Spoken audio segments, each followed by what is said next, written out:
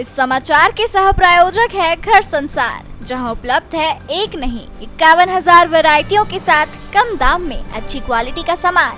स्थान भोलाराम उस्ताद मार्ग एवं होटल किंग्स पार्क सयाजी के सामने, विजयनगर, इंदौर।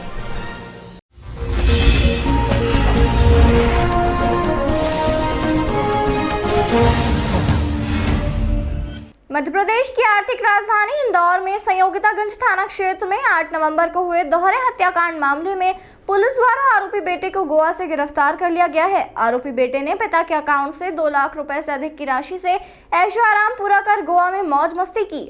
दोहरे हत्याकांड को लेकर एसीपी तुषार धुर्वे का कहना है कि आरोपी को गोवा से गिरफ्तार किया गया है।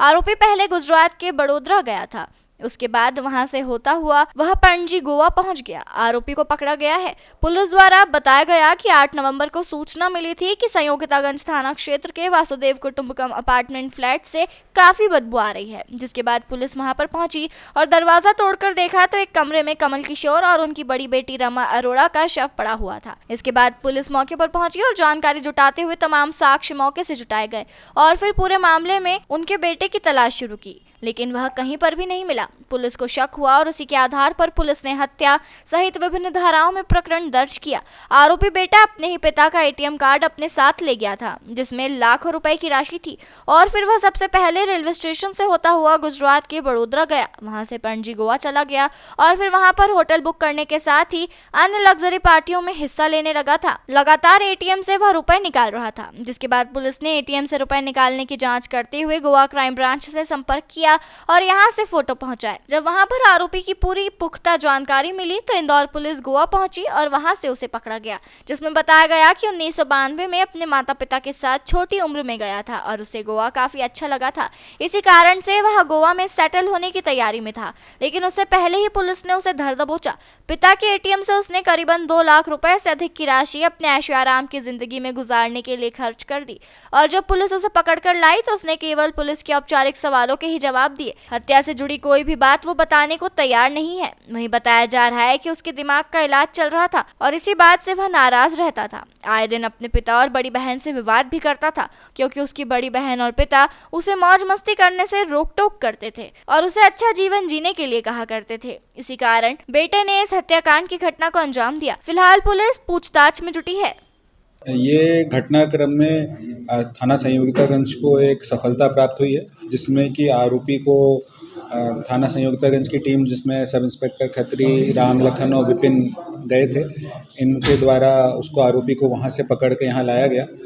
घटनाक्रम करने के बाद आरोपी यहाँ से वडोदरा के बाद गोवा गया था। वो फिर गोवा में ही रहता था और अपने पिताजी का जो एटीएम है उससे पैसे निकालकर अपना जीवन यापन करता था।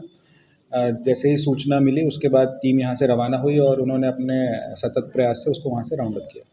कितना रुपया खर्चा कर दिया था कुछ आपका पता है? लगभग उसने 2.25 लाख रुपए के लगभग वहाँ से निकाला और वो पिछले 12 दिनों में उसने खर्च कर दिया। सर, यहाँ से हत्या करने का गोवा ही क्यों गया, कुछ कारण बताया?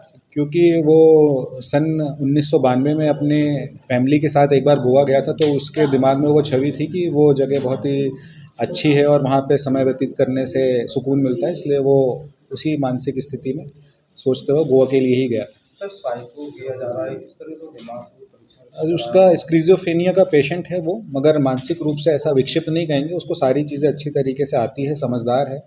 वो ट्रेन से बाकायदा गोवा तक पहुंचा, वहाँ उसने रहा, होटल लेके रहा, फिर वो खाना पीना भी अपना खुद बना लेता है। तो ऐसा नहीं कहेंगे कि वो किसी भी तौर पर पागल तरीके से है।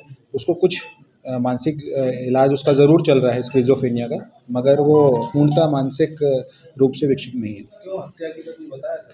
वो ईर्ष्या के कारण उसे ये लगता था कि उसके माता पिता और बहन मिलके उसको पागल साबित करना चाहते हैं और जो उसका इलाजरत था वो इलाज उसका नहीं होना चाहिए, वो स्वस्थ है, उसको ज़बरदस्ती गोलियां दी जा रही हैं। तो इसी बात को लेके वो नाराज़ रहता था और जब एक दिन बहन और पिताजी घर पे थे और जब उसको फिर दवाई खाने को बोला गया उसका दवाई के समय पर, तो उसी बात से नाराज़ होकर उसने आवेश में आके दोनों को मार दिया।